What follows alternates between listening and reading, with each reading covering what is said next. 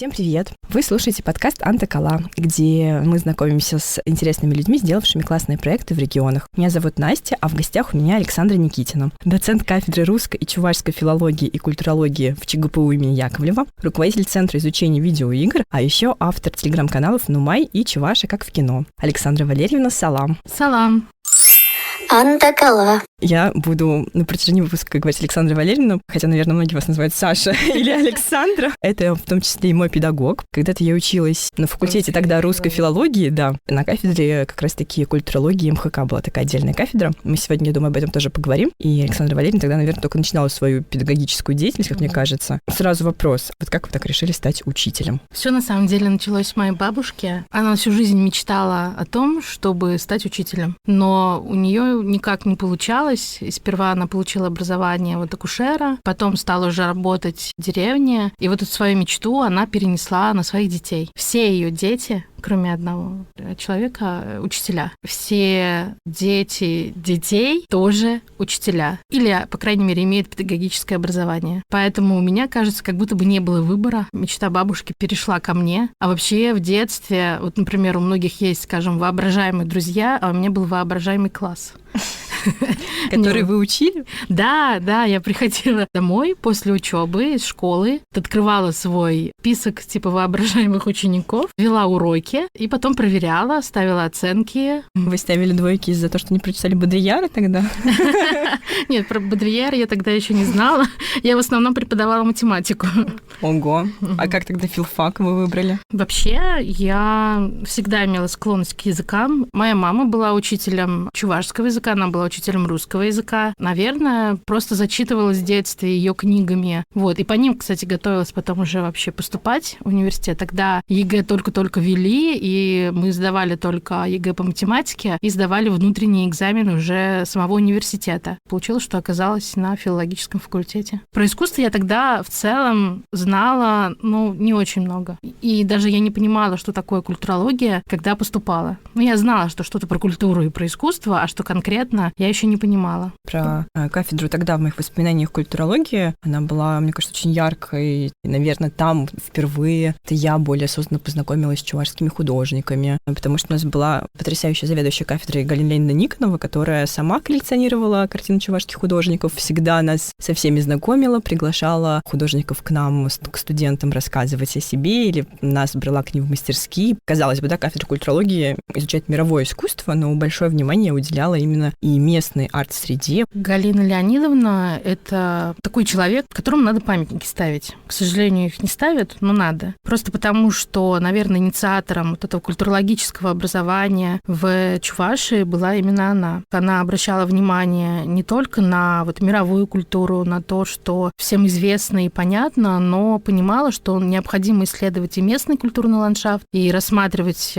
творчество местных художников, писать о них статьи особенно. Это было не просто так, что вот студентов выводили там в мастерские или просто знакомились с художниками, а всегда это было так, что это был какой-то исследовательский разговор, какой-то был научный интерес со стороны студентов. И когда я училась тоже у нее, мы тоже ходили вот так же, знакомились и были в мастерских, но всегда брали с собой диктофоны, фотоаппараты для того, чтобы записывать, что говорят художники, брать у них интервью, а уже после этого ходили на выставки обязательно. И после этого уже писали статьи, которые вот публиковались в специальных сборниках. Наверное, Галина Леонидовна, она была просто частью этой среды, она была большим другом художников. И вот когда ее не стало, это была очень большая потеря не только для студентов, естественно, и для всех ее учеников, но и для художников. Просто потому, что, наверное, в какой-то мере прекратилась эта активная публикационная работа со стороны студентов. Я, наверное, только могу поблагодарить ее за то, что именно она вела меня и многих других в мир искусства. И сейчас довольно много ее выпускников работают в этой области. Я даже помню, что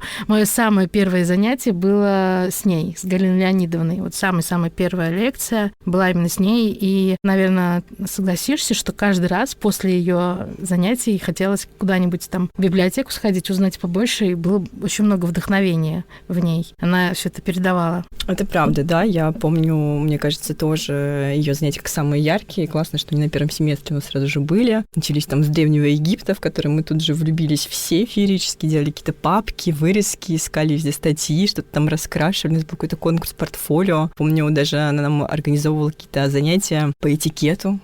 И эти интересные фразы, например, что там древние греки никогда не пили из разбитой посуды. И вы тоже не пейте, уважайте себя. Ну да, я сейчас вот вы рассказали, я вспомнила, что было очень много сборников, которые печатались каким-то креативным способом, с красивым дизайном, с каким-то... Их приятно было держать, и ты всегда там стремился его себе взять со своей статьей, тем более, потому что у тебя выходил материал в какой-то очень красивой и интересной книге. А насколько важна такая внеучебная деятельность, на ваш взгляд? Это очень важно. Сейчас объясню, почему. Во-первых, понятно, что учебная программа, она обеспечивает все необходимые навыки и там какие-то умения и знания. Но на самом деле это только видимость и кажемость.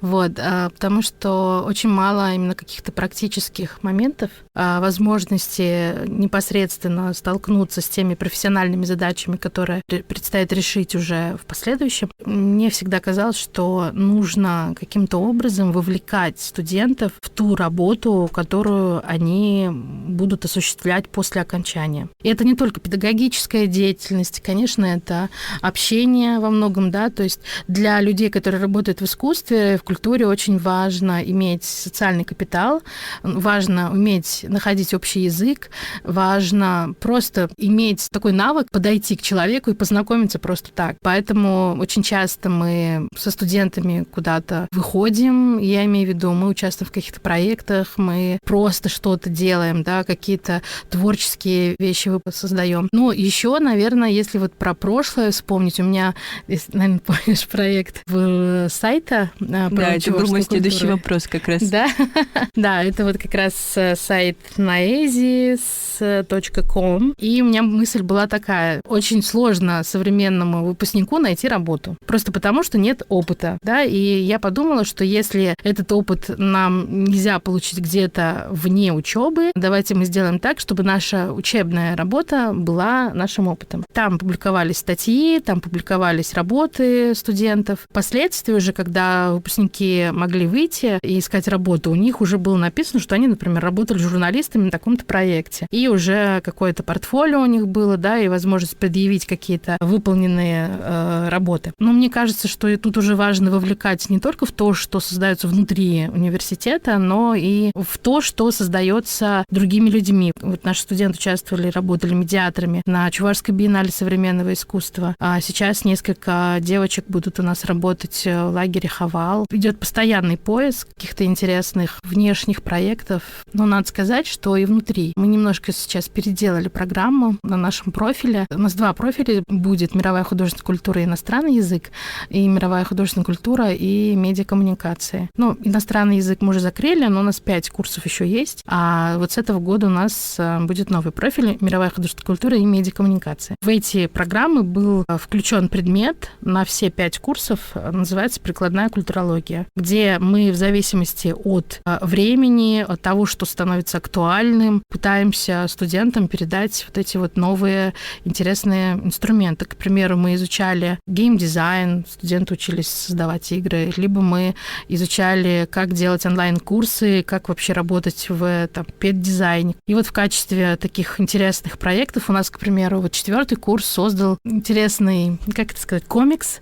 Ну нет, даже не комикс, это такой проект по созданию чувашских комиксов. Вот, мы подумали, что чувашские комиксы, они всегда выглядят как-то слишком по-детски, да. И у нас была идея какие-то взять известные сказки чувашские там с детства и немножко их изменить. К примеру, если мы возьмем сказку про девушку, которая была замучена мачехой и оказалась на Луне, в нашей версии она возвращается и смотрит в окошко своей мачехи, как вот мститель какой-то там и так далее. Вот. И мы приглашали художников, молодых современных художников, для того, чтобы они создали по созданным нашим сценариям какие-то образы. Ну и плюс мы работали с нейросетями, потому что есть уже комиксы, которые создаются нейросетью, а мы тоже создали пару таких вот комиксов и пару картин. Интересно, а тексты для комиксов писали тоже нейросети или сами студенты? Нет, тут уже писали сами студенты. Были выбраны несколько сказок, они поделились на творческие группы, среди которых были сценаристы, среди которых были дизайнеры там, и так далее. Вот. А сценарий писали они сами. Чувашский комикс — это не просто для тех, кто говорит по-чувашски, знает эти сказки, а это как раз возможность познакомить с чувашским миром, чувашской культурой тем, кто не говорит. А где можно посмотреть? Но мы еще не выпустили, у нас все готово, пока мы ищем какое-то финансирование на выпуск этого комикса. Но есть такой пилотный экземпляр. Может быть, кто-то среди слушателей захочет нас поддержать и посмотреть. Ну, пока вот так. Сбор краудфандинга вы не пробовали? Ну, можно и это попробовать, да. Хотелось вернуться к сайту Noesis и, наверное, пару слов сказать для тех, кто не читал, не знает, что это. Александра Валерьевна просто, не знаю, на свои деньги, мне кажется, открыла, купила домен, создала сайт вполне красивого, лаконичного вида и предложила всем студентам факультета русской филологии, тогда у нас был отдельно факультет русской филологии, потом мы их стали, по-моему, соединять с чувашской филологией, с ИСТФАКом, и просто предложила всем, кому интересно, писать туда статьи, выкладывать фотографии, рассказы, в общем, делиться любым творчеством. А на каждого студента заводилась авторская колонка с фотографией, с подписью, то есть ты прям выглядел такой красивый, стильный автор-журналист, и это дико круто. Все-таки обслуживание сайта, наполнение, разработка, это тоже какие-то деньги. Приятно, что вы вкладывались в студентов, в нас. Я сама распечатывала оттуда себе в портфолио статьи, и потом, когда в один из моментов сайт перестал поддерживаться, так расстроилась, но у меня есть сохраненные материалы. Да, сайт перестал поддерживаться, потому что курс доллара резко вырос, и стало слишком дорого уже его содержать. Просто хочу сказать, что делала его не только я одна, но у нас еще и Максимычева Марина Сергеевна тоже участвовала в создании этого сайта и в работе со студентами, и в редактуре, и во многом остальном, да, то есть это был какой-то наш совместный проект с ней. Большой привет Марине Сергеевне. Да, я надеюсь, она послушает этот подкаст. Кстати, про вовлечение студентов, еще даже когда мы учились, и, по-моему, сейчас, там пару лет я была у вас гостем на факультете, заметила, что это все сохранилось. Мотивация делать что-то за подарки. Вот что вы можете про это сказать? Как, за какие подарки? За книги, за очень качественные, красивые энциклопедии про искусство. Ты что-то сделаешь классное, поучаствуешь где-то, тебе всегда дарился такой презент. И сейчас продолжает дариться. Вот можете сказать, почему вы это делаете, да, и вообще, как это помогает вообще студентов стимулировать или нет? Да, вообще, наверное, это все началось с Галины Леонидовны. Она решила стимулировать творческую работу студентов этими подарками. И тогда это было очень круто. Она дарила, кстати, не только энциклопедии, кому-то она даже подарила ноутбук. На свои деньги она все купила, и вот был один год, один выпуск, когда студенты прям очень старались, потому что это приносило ощутимый результат, скажем так. И я тоже несколько раз поддерживала студентов, в частности, был такой период во время пандемии, когда все перешло на онлайн, и некоторые сайты, которые занимаются онлайн-обучением, открыли несколько бесплатных курсов. Я знаю, что эти курсы были очень полезными, там было очень много практических навыков, знания каких-то творческих программ и так далее. И я вот сказала студентам, давайте проходите эти онлайн-курсы. По факту прохождения, да, в конце прохождения вы получите от меня подарок, хорошую, замечательную книжку на ту тему, которая вам интересна. Наверное, человек 15, может, даже больше, я уже не помню. Прошли эти курсы. То есть, получается, работает? Да, это очень работает. Студентов легко подкупить книжками. Хорошо, что книжками, это полезно. Смотрите, ваш проект, про который хочется прям очень подробно рассказать, потому что я не знаю деталей, Центр изучения видеоигр. Что это такое, да, как он родился, как работает. Я знаю, что вы, по-моему, выиграли грант на то, чтобы он был. По-моему, даже всероссийский грант. Вот, расскажите, пожалуйста. Там было где-то 4 гранта на все это. Все началось с того, что я начала играть в видеоигры. И они мне понравились. Чистосердечное признание. Да. Вот. Когда заканчивается учебный год, хочется отвлечься. Зарплата у преподавателя не такая уж большая, поэтому какие-то супермощные путешествия в целом невозможны. И я подумала, почему бы мне какой-то месяц не потратить на прохождение интересной игры. Вообще, если говорить про всю историю мою, свое взаимоотношение с играми, все началось с GTA San Andreas. Продолжилось Skyrim. Потом я все это прекратила, потому что нужно было писать диссертацию, вообще работать, и очень много было времени на это. И я вернулась в мир видеоигр, получается, с игры «Ведьмак. Дикая охота». И я просто подумала, здесь так много всего интересного, что хочется изучить, понять и так далее. То есть у меня было много вопросов вообще к самому феномену видеоигры, было много вопросов к тому, как тут работать с каким-то культурным содержанием, и какие важные идеи и смыслы через видеоигры передаются. И для проведения этого исследования я написала заявку на получение гранта Российского фонда фундаментальных исследований. В целом я не надеялась, что у меня что-то там получится. И я даже помню, что я была в Йошкар-Оле и там в последний час дописывала заявку, сидя в машине, где-то там на окраинах уже Йошкар-Олы, уже была ночь. И я подумала, что и ладно, отправлю, что получится. И забыла обо всем об этом. Проходит какое-то время, даты уже объявления там прошли, понятно, я даже не смотрела, потому что мне не верилось, что кому-то будет значимо исследование видеоигр. В один день я думаю, я посмотрю, что мне написали эксперты, почему они мне отказали. И когда я зашла, я увидела, что я выиграла, это был такой шок. Я в это не могла поверить. После шока наступил страх, что я не справлюсь. Но я в течение года работала, я получила где-то около 1,5 миллиона рублей, на которые я закупила технику. И мы играли со студентами в разные видеоигры. В основном это однопользовательские нарративные игры. То есть это... звучит уже очень интересно. Вы просто играли за деньги со студентами в игры. Да, а потом, в общем, я изучала и их опыт, и свой собственный опыт, и у меня была написана книга по этой тематике, по видеоиграм, по тому, как в видеоиграх репрезентируются культурные ландшафты. Это вообще и мое направление также. Основное научное культурное ландшафтоведение. Был отправлен отчет. По итогам отчета решалось, выдавать ли грант уже на второй год. На второй год также грант был выдан. Я написала заявку уже на 10 PlayStation. Ого! Да, но, к сожалению, они кончились в России. Блин. Да. И мы очень долго не могли их закупить. Из-за этого у меня исследование 2-го года осуществлялось прямо в попыхах. Поскольку потом уже списавшись с самим фондом, мы решили, что мы заменим их на игровые ноутбуки. Мы купили игровые ноутбуки, оснастили, можно сказать, пока еще не существующий центр изучения видеоигр. Почему пока еще не существующий? Тогда мне еще не было идеи создавать. Я просто сама изучала, и мне нужна была техника. А потом я начала думать, а что делать с этой техникой?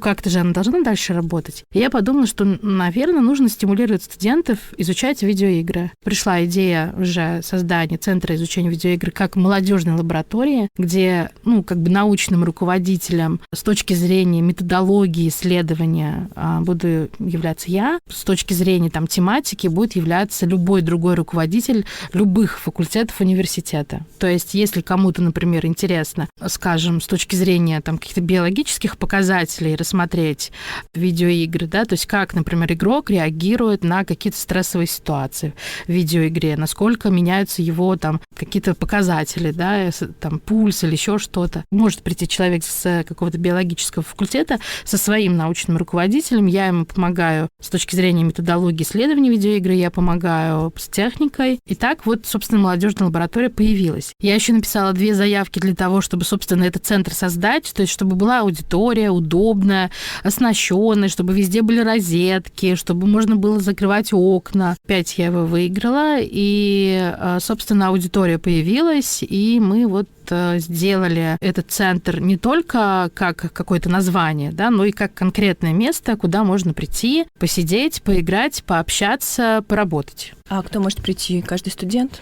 Да, любой студент университета, по крайней мере, нашего, может прийти, но у меня нет никаких ограничений. Есть ВКонтакте, например, группа Центр изучения видеоигр, так и называется, ЧГБО имени Яковлева. И там есть заявка на научное исследование. Ее можно заполнить. Если нам идея покажется интересной и осуществимой, мы обязательно свяжемся и будем работать дальше. У нас, по крайней мере, пока работали студенты иностранных языков, они изучали вопросы, связанные с локализацией видеоигр. И сейчас мы работаем с историками, которые будет изучать, насколько происходит репрезентация истории в видеоиграх и насколько она трансформируется и как меняются взгляды людей на историю благодаря видеоиграм. То есть просто прийти и поиграть не получится? Получится. Вообще, почему видеоигры? С одной стороны, конечно, это потрясающий медиум. Это, наверное, воплощение мечты там Вагнера о тотальном произведении искусства, когда здесь есть все, и музыка, и видео, и все. В общем, все объединилось. Но при этом у видеоигры есть очень клевый эффект расслабления. И мне кажется, что во время учебы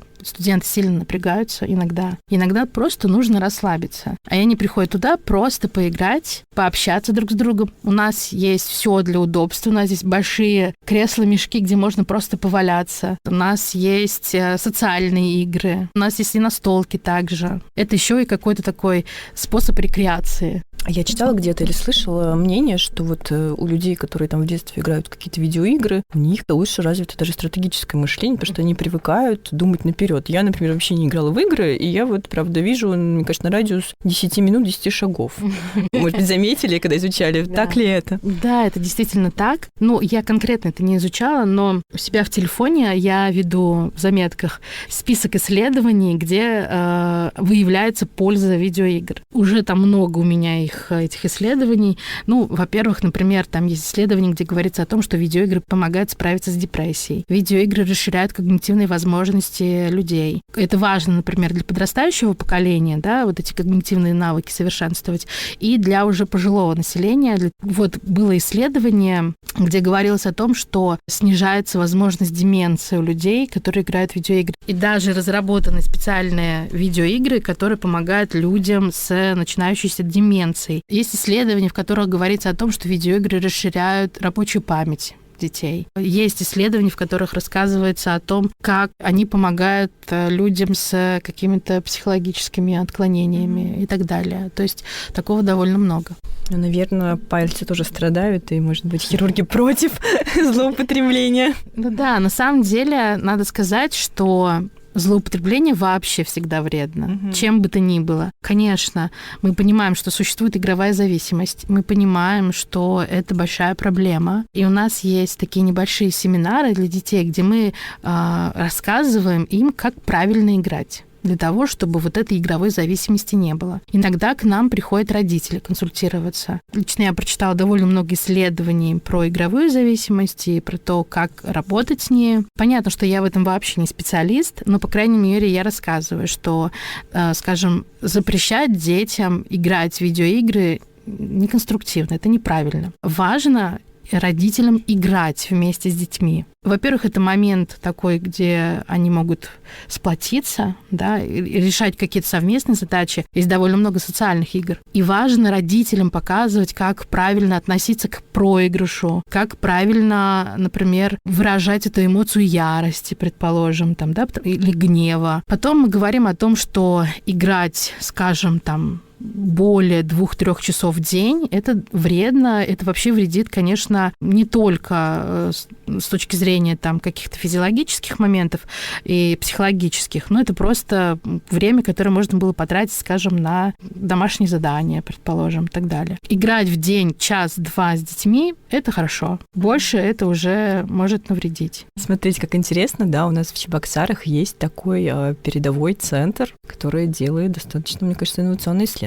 Я еще знаю, что у вас в этом центре видеоигр разместилась библиотека по современному искусству, которая осталась после биеннале, да, как бы, и каждый желающий по предварительной записи может прийти и почитать книжки библиотеки. Можете поподробнее рассказать? Она у нас, наверное, находится временно, пока, может быть, не произойдет какая-то институционализация всего этого движения. Однако это очень полезные книги, собственно, для тех, кто обучается у нас на мировой художественной культуре. Там очень много книг по истории культуры, по философии, по культурологии, по менеджменту. Конкретно альбомы, скажем, связанные с современными художниками, альбомы каких-то больших проектов, мероприятий, там, триеннале современного искусства в гараже, которая проходила. Я не всегда нахожусь в центре изучения видеоигр, но я часто подхожу к этой библиотеке и смотрю, что книжки уже немножечко потрёпанные. Ну, то есть видно, что их читают. Часто эти книги служат нам пособиями на наших лекциях и практических занятиях. К примеру, недавно мы читали книгу Моисея Гинзбурга, которая там лежала, и студенты, можно сказать, даже дрались из-за нее, потому что она одна,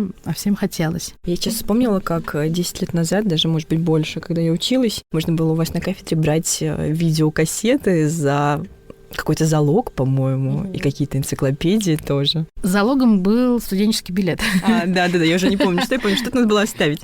Да, что-то надо было оставить, чтобы точно это вернулось обратно. Да, у нас на самом деле довольно большая библиотека, которая была собрана Галиной Леонидовной Никоновой. И были еще и видеокассеты. Но их, правда, мы уже не используем. Я смотрела фильм «Клеопатра» с Элизабет Тейлор.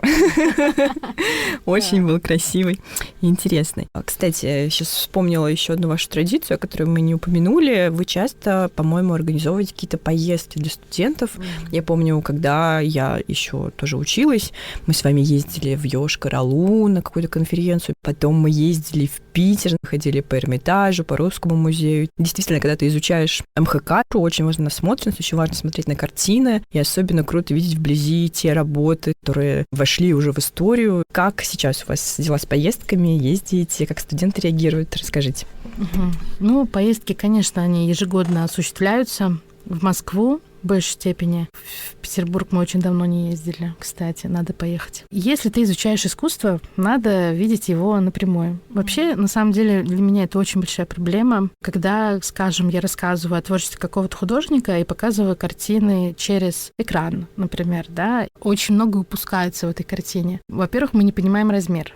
Да, это очень важный момент, поскольку размер — это тоже художественное средство выразительности. И не представлять его тяжело. Во-вторых, это цветопередача. Потому что картинок очень много в интернете, все они по-разному передают цвет, и это тоже большая проблема. Вот. И поэтому я считаю очень важным в педагогический вот этот вот процесс включать поездки, где происходит непосредственное знакомство с произведениями искусства. Понятно, что те студенты, которые обучаются в Москве или Санкт-Петербурге, они имеют эту роскошь постоянного посещения. У нас этого нет, к сожалению. Однако эти поездки очень помогают. Иногда даже какой-то эффект Стендаля происходит. Они начинают плакать. Или, например, там, восхищаться очень долго, стоят перед картиной. Еще заметила одну вещь. Если мы не изучали, скажем, какого-то художника или какой-то период, это как-то проходит мимо. Всегда очень важно знание. Перед картиной, когда вот они стоят и понимают, что они об этом знают, они могут сказать, они могут проанализировать там и так далее, это всегда какой-то другой эффект. И это очень помогает уже сохранить какую-то мотивацию студентов. Ну, мы ездим в Москву, Петербург, Владимир, Суздаль, Казань, Нижний Новгород.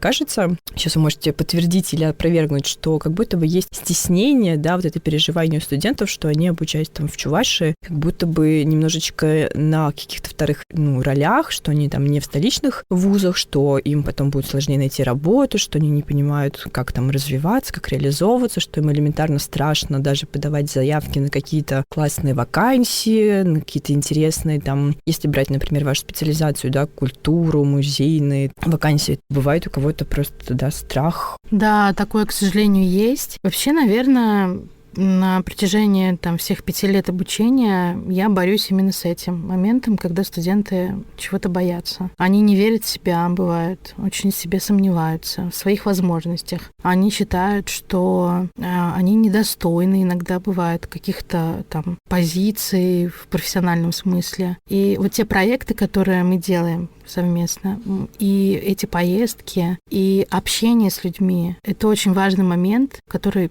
позволяет, как мне кажется, и я надеюсь на это, студентам обрести уверенность в себе, уверенность в своих собственных способностях и их понимание, что они достойны тех работ, о которых они мечтают. Мне кажется, это очень важно. Я не знаю, как это назвать. Может быть, это какой-то там синдром провинции, который в голове сидит у людей. Такое, наверное, у меня тоже было, когда я только поступила. Я ведь тоже поступила из района. Возможно, у меня тоже были какие-то такие моменты. Хотя я такого в себе не помню, честно говоря. Ну, может, и было. Хотя я помню, что я очень стеснялась говорить, что я из села. Действительно? Да, был такой момент. И когда почему, интересно? Ну, это было какое-то время такое, когда все стеснялись говорить, что они, например, знают чувашский язык. Стеснялись говорить, что они приехали из деревни там и так далее. И когда я говорила, каждый раз раз это ощущалось как будто какой-то камин-аут просто. Вот. И как будто бы менялось к тебе отношение, или, по крайней мере, ты начинала подмечать этот момент, да, боясь, что это произойдет. Давайте совершим сейчас камин-аут. Расскажите, из какой вы деревни приехали.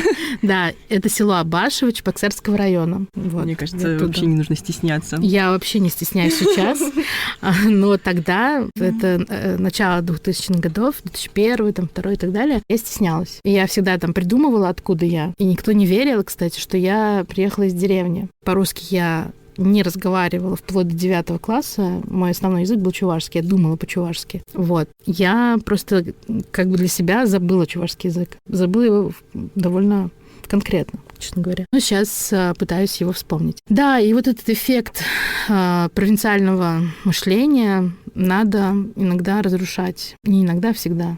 В студентах особенно. Вот у меня еще такой момент, что я уничтожаю у них школу. Что конкретно? Во-первых, студенты, когда приходят в университет, часто, я не говорю, что это вообще всегда работает, но очень часто они боятся отвечать на вопросы, потому что боятся ошибиться. И мне, опять же, нужно вот каким-то образом с этим работать, чтобы они не стеснялись совершать ошибки. Ведь мы обучаемся, это процесс обучения, это очень важный процесс, когда ты совершаешь ошибку. Это очень важно, я считаю. Бояться ошибок — это ужасно. И мы работаем с этим. Потом это возможность свободно выражать свои собственные мысли. Как будто бы они приходят с таким внутренним ощущением, что их мысли там не важны, что их не надо выражать, что их мнение всегда неправильное. Сейчас, наверное, один студент себя узнает из тех, которые сейчас учатся, но она все время мне говорит: а разве я имею возможность и вообще право выражать свои собственные мысли в дипломной работе? Но я всегда говорю, это твоя дипломная работа, ты имеешь абсолютнейшее право выражать свои собственные мысли. А она на 5 курсе. Есть такой момент. И мне кажется, может быть, это какая-то поколенческая проблема. Я не знаю. Мне не хочется называть ее региональной. Мне кажется, что это поколенческая. Не знаю, может быть, это потому что в Википедии все написано, и в Википедии знает все. У меня было такое исследование, которое я уже потом демонстрировала студентам. Где-то в каком-то из своих телеграм-каналов об этом писала, по-моему. Как подается информация о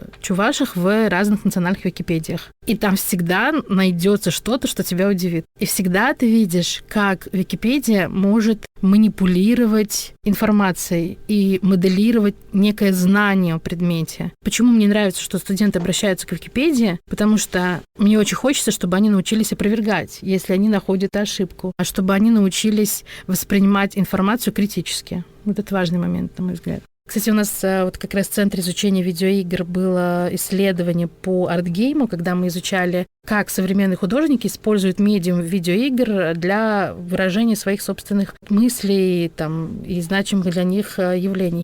Хорошо, запомним, интересно.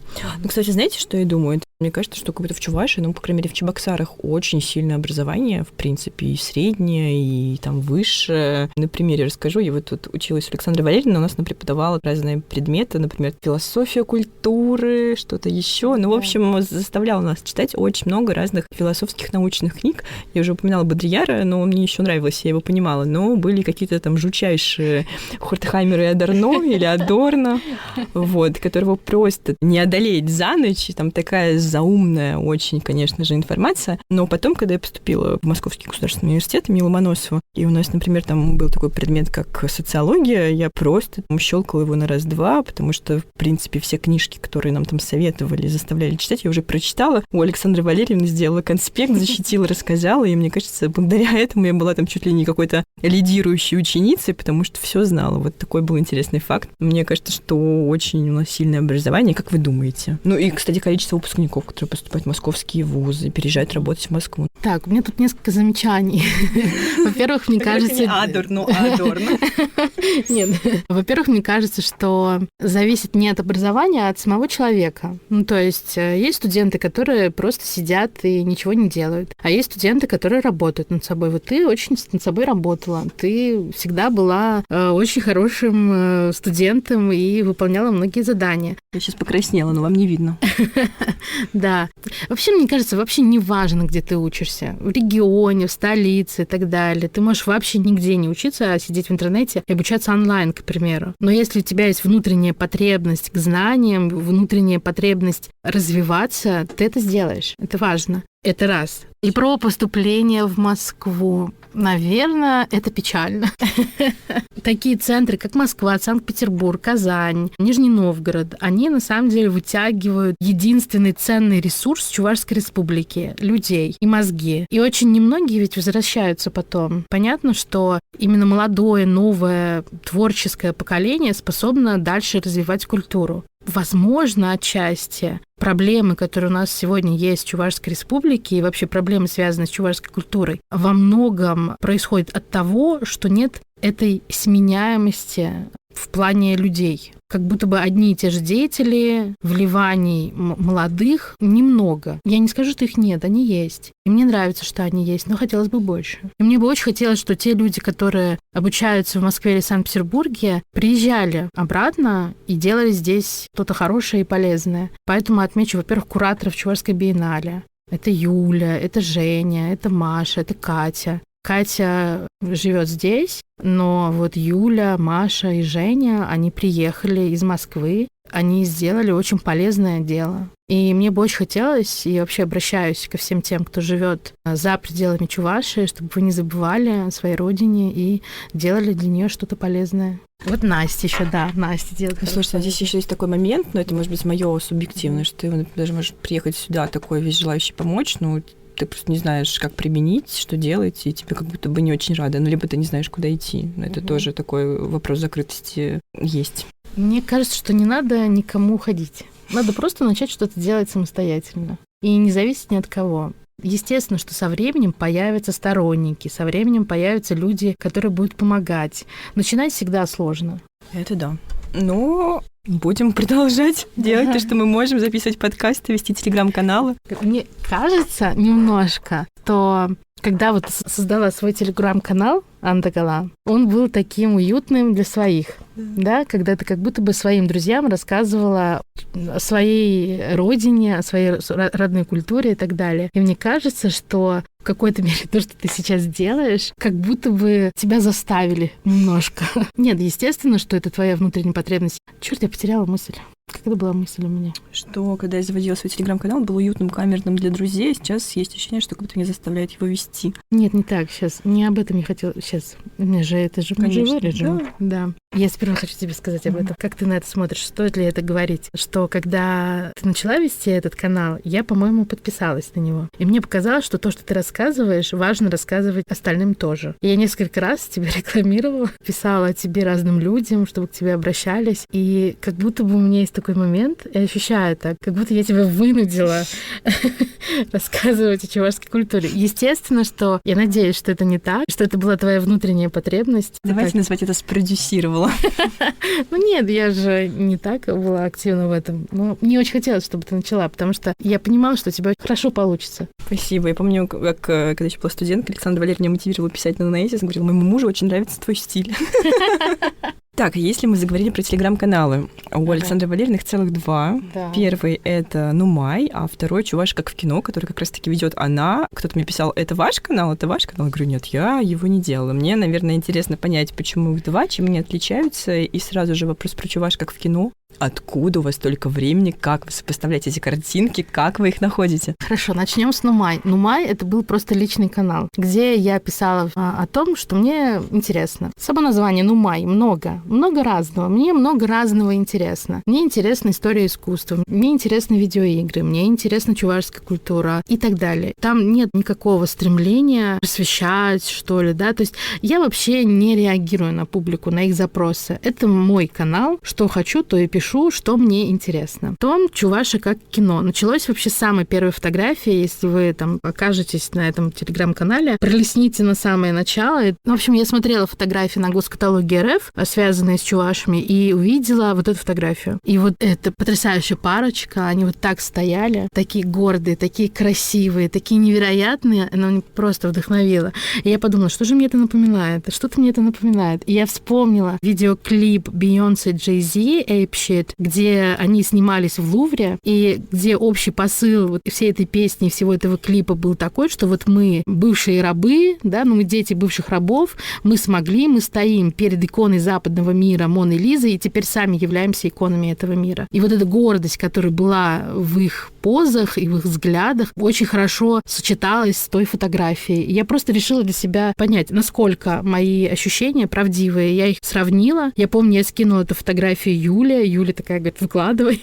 Она рассказывала в первом выпуске подкаста. Да, вот. И я подумала, это интересно. А потом мне захотелось вообще уничтожить вот этот налет этнографии на этих фотографиях, потому что как будто бы вот те люди, которые приезжали в чувашские деревни и фотографировали этих людей, они их фотографировали, для того, чтобы показывать как зоопарк. Понятно, что это не так. Естественно, что это в научных целях, для изучения, исследований и так далее. Но мне всегда кажется, что в этнографии есть какой-то налет колониализма и такого отчуждения. Мне очень захотелось, чтобы вот этот налет был уничтожен сравнением с образами такого западного кинематографа. Потому что мы западный кинематограф воспринимаем, и вообще западную визуальную культуру мы воспринимаем совсем по-другому. Мне очень хотелось, чтобы вот это восприятие как будто бы наложилось на эти этнографические, биографические, и что там мне еще там написано, я не помню, фотографии, и мы увидели в них не мужчин и женщин, которые одеты в какие-то интересные костюмы, а мы увидели в них людей, у которых есть чувства, есть эмоции, есть своя жизнь, какие-то свои личные истории. Мне очень хотелось это все вот сравнить. Как это происходит? На самом деле это происходит очень тяжело. Наверное, на одну фотографию я могу потратить там,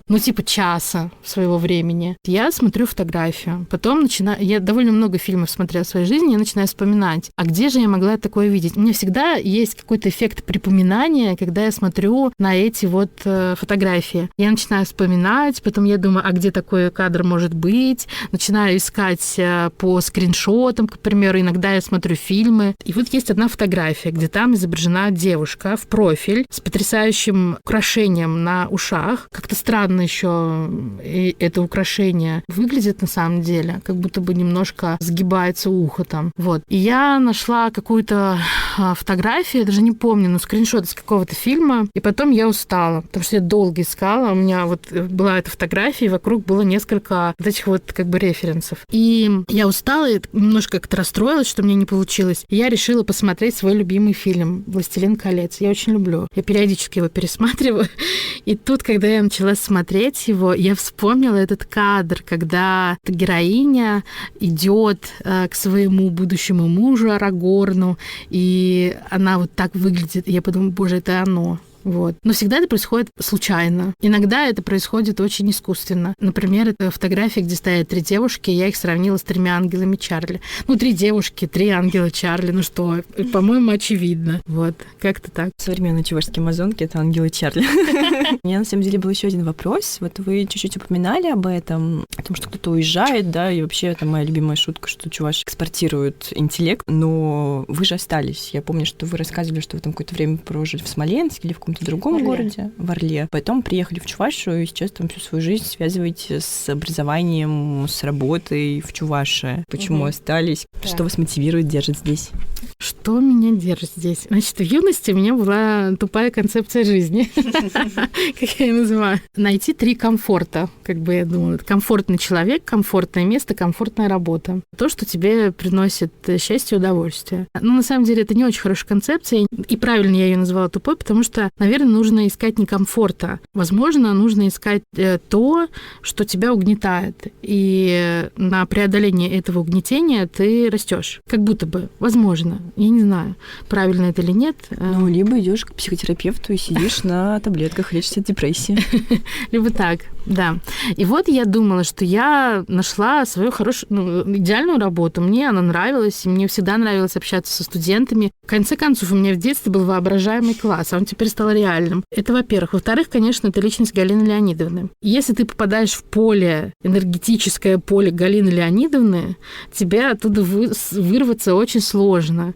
Было много моментов, когда я могла получить работу, например, в городе Сочи, в Москве, в Санкт-Петербурге были там предложения. Но вот мне всегда казалось, что это какое-то большое предательство по отношению к Галине Леонидовне уйти из кафедры, уйти из университета и перестать быть преподавателем. И вообще это может быть даже предательство по отношению к моей детской мечте. Сейчас, конечно, я понимаю, что это может быть, как-то надуманно, а может быть, это меня ограничивает в какой-то мере. Ну, и потом я очень люблю Чувашию, я очень люблю Чебоксары, я люблю Абашево, я не могу представить свою жизнь вне Чувашии, честно говоря, это меня очень питает. Когда я еду в Москву, Москва меня угнетает. Я ощущаю себя больной в Москве. Я не знаю, почему. Мне тяжело очень все это выдержать, поэтому, наверное, и не уехала. Но, наверное, это просто любовь. Кстати, сейчас вспомнила, что, мне кажется, гуглить всякие архивы музейные мне научили тоже вы. Мне все время кидали ссылки, Настя, посмотри. Когда вы начали гуглить архивы, расскажите. Я начала гуглить архивы довольно давно. Ну, во-первых, я немножко ученый.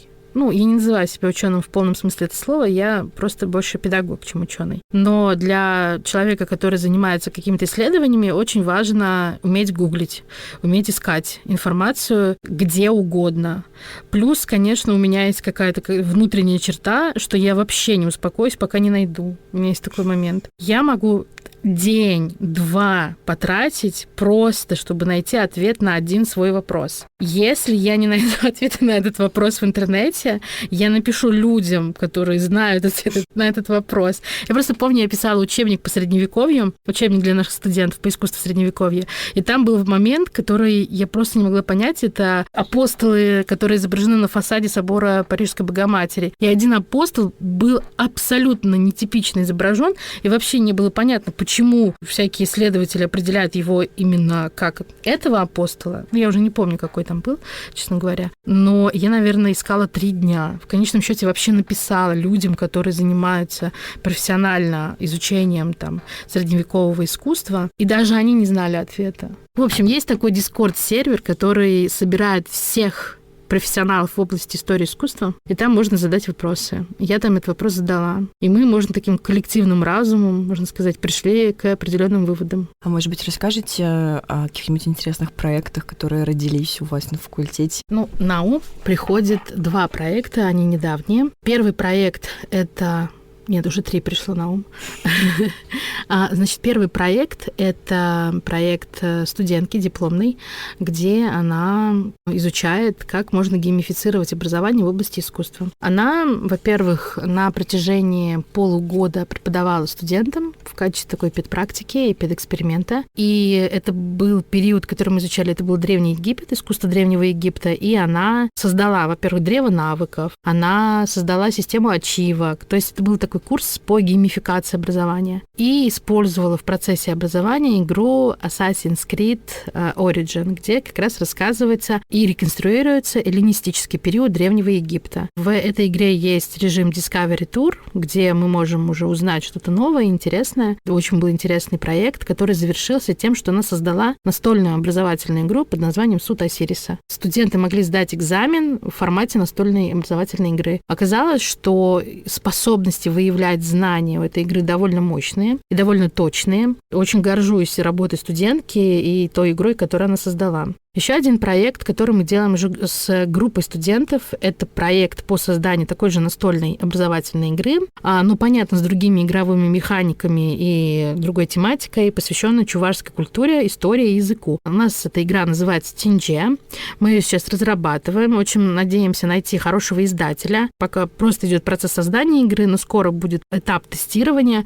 Всех приглашаем, следите, пожалуйста, за новостями в группе Центра изучения видеоигр. Это, мне кажется, очень важный момент. Мы хотим очень красиво рассказывать о чувашской культуре в таком игровом формате. И мы очень надеемся, что найдется издатель, который согласится сделать несколько десятков бесплатных копий для школ, университетов Чувашии и диаспор. И третий проект, опять же, дипломный, студентки, которые изучают голландское искусство. И я думаю, что она сделала довольно много хороших открытий, связанных с голландскими пейзажами, абсолютно новые вещи, нигде никем не написанные, не созданные. Мне кажется, это очень мощный. У нее будет диплом, и мне кажется, что нужно будет делать книгу. Кстати, интересно, а может быть, у вас есть какие-то советы, лайфхаки, как быть классным преподавателем, делать, может быть, образовательные продукты и вообще мотивировать студентов, да, вдохновлять их классно учиться. Вообще, мне кажется, просто надо любить свое дело, любое. Если ты любишь свое дело, горишь им, то все придет. И важно, наверное, с самого начала найти это дело. Иногда бывает это делать очень тяжело. У меня проблем не было. У меня в детстве был воображаемый класс.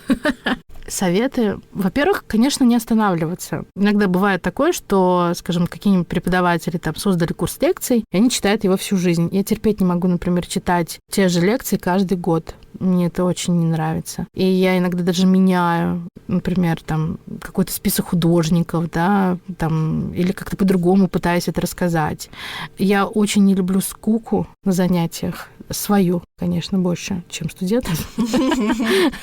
И поскольку я не хочу скучать, я начинаю придумывать всякие разные способы развлечь и себя, и студентов. Наверное, нужно оставаться ребенком в какой-то мере, который имеет интерес к жизни и любознательность, и любопытство. Сейчас вот, например, мы отправляемся с группой преподавателей на Шри-Ланку открывать школу изучения русского языка и культуры. И моя мама очень не хочет, чтобы я туда ехала. Я так спросила маму, почему ты не хочешь, чтобы я туда ехала? Туда едет очень много людей, никто из них не умирает. Она мне говорит, это они.